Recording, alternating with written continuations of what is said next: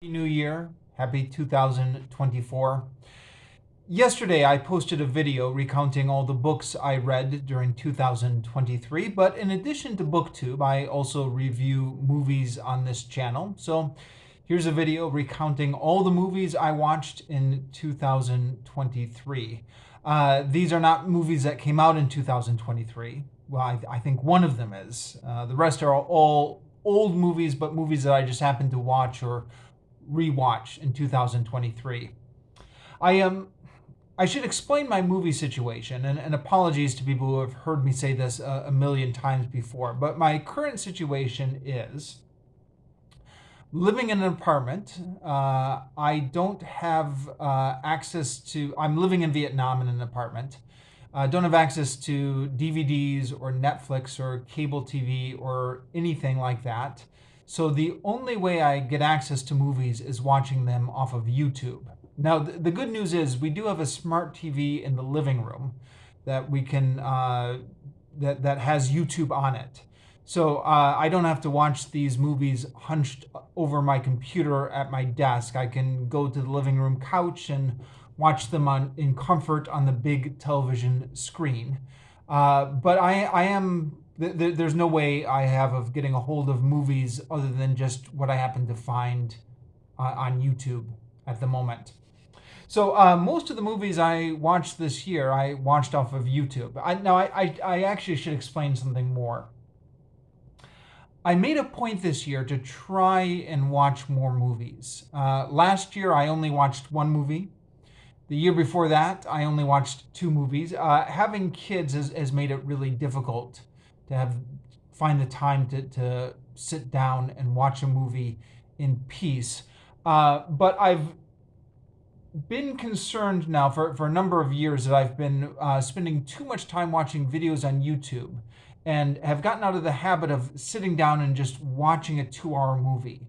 I don't know, it sounds a little bit silly to say, but I feel like in this day and age where everybody is watching all these short videos on YouTube, that it almost seems like an antiquated habit to practice just concentrating on one movie for 2 hours instead of watching like 300 short TikTok videos during the same time span. Uh, so I don't have a lot of time to watch movies, but whenever I do, whenever the wife has the kids at the in-laws' place, they go up and visit sometimes. I try and watch a couple movies off of YouTube during that week.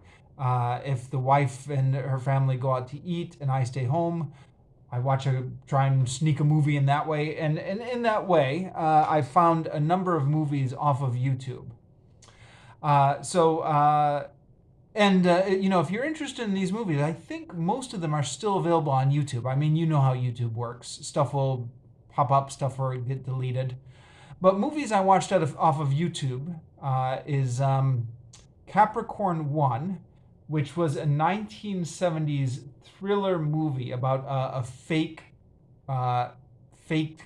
landing on Mars. So not like a fake moon landing, although apparently this movie was an inspiration for a lot of fake moon landing conspiracy theorists, according to Wikipedia. But they faked a landing on Mars, and then there's a cover up, and there's a whole thriller.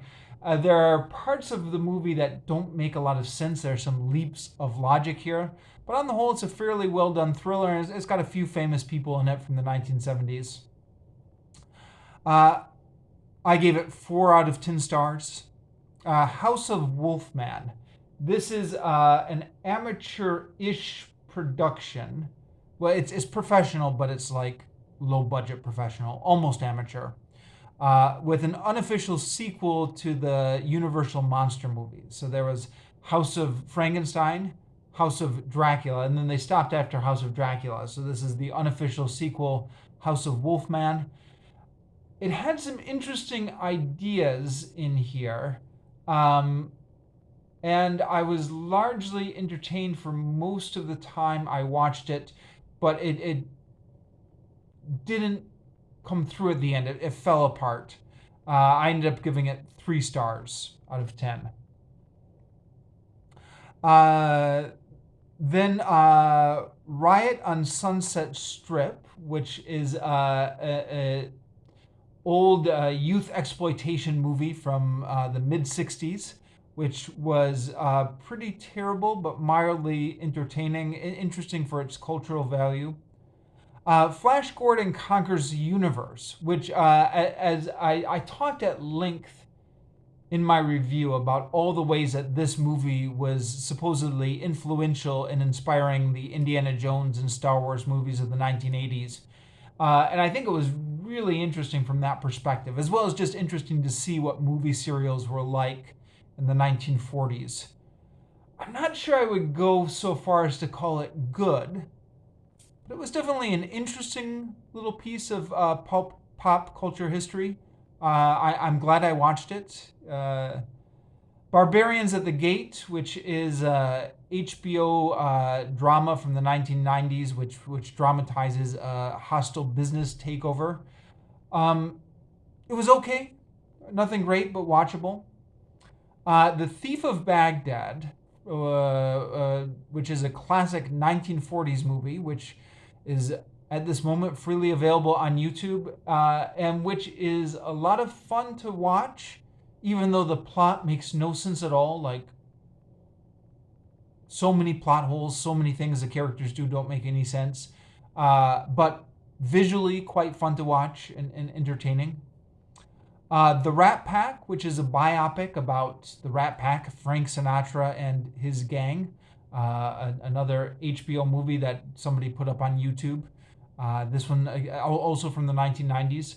Um, Took me a bit to get into it. I thought the beginning of it was a little bit jarring. But once I got into it, I really enjoyed it. And I felt like I learned a lot from it. I'm a sucker for these historical biopic picks where you, even though the biopic does dramatize some stuff, you do usually come away from it feeling like you've learned a bit. And then the last one, which I saw on New Year's Eve, just the other day, actually, just posted my review of this yesterday, is The Wild One, the classic 1953 Marlon Brando Rebel movie, which is at this moment freely available on YouTube.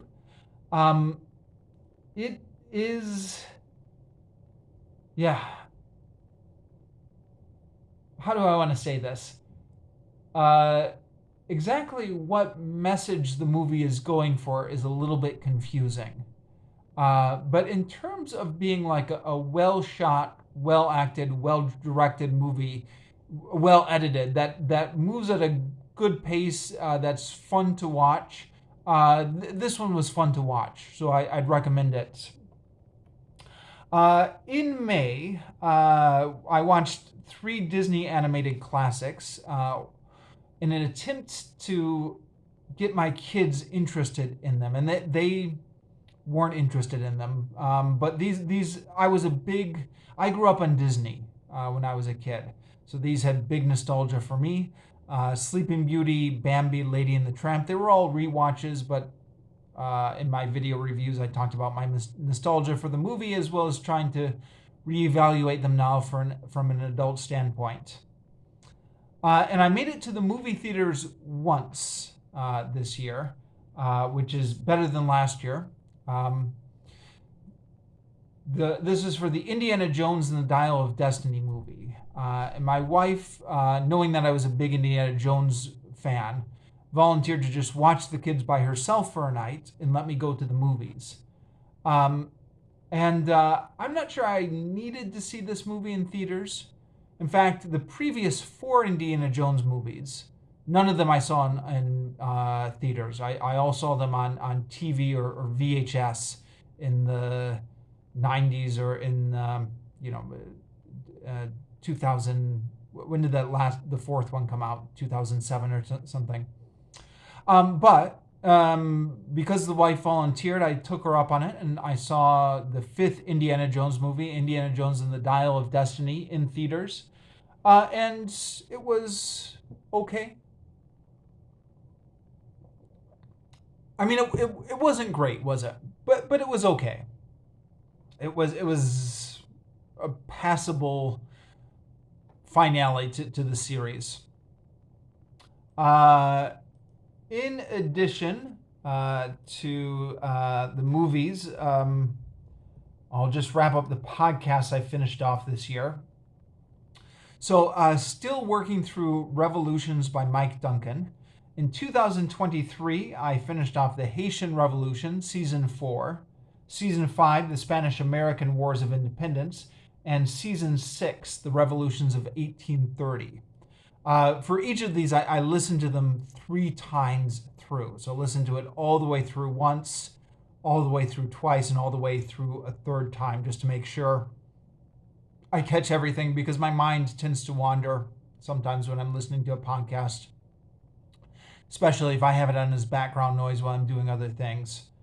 That's the reason why I only got through 3 seasons.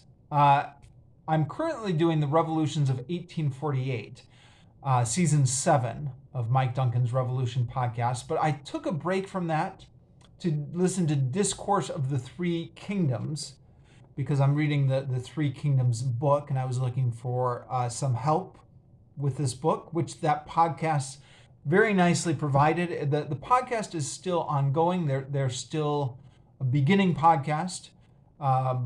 Only a few episodes out right now, but I listened to the episodes they had out and gave it what I called a mini review on this channel.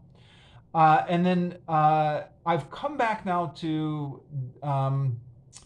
Revolutions of 1848, Season 7.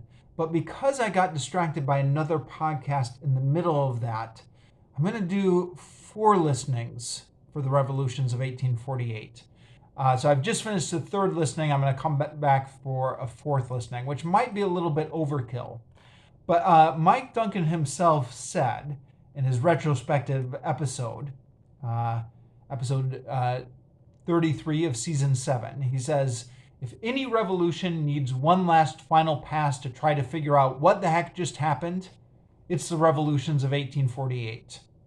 To which I agree. So I'm going to give it one last final pass before I attempt to review it. So that's the movies I've watched this past year, and the podcasts I've listened to.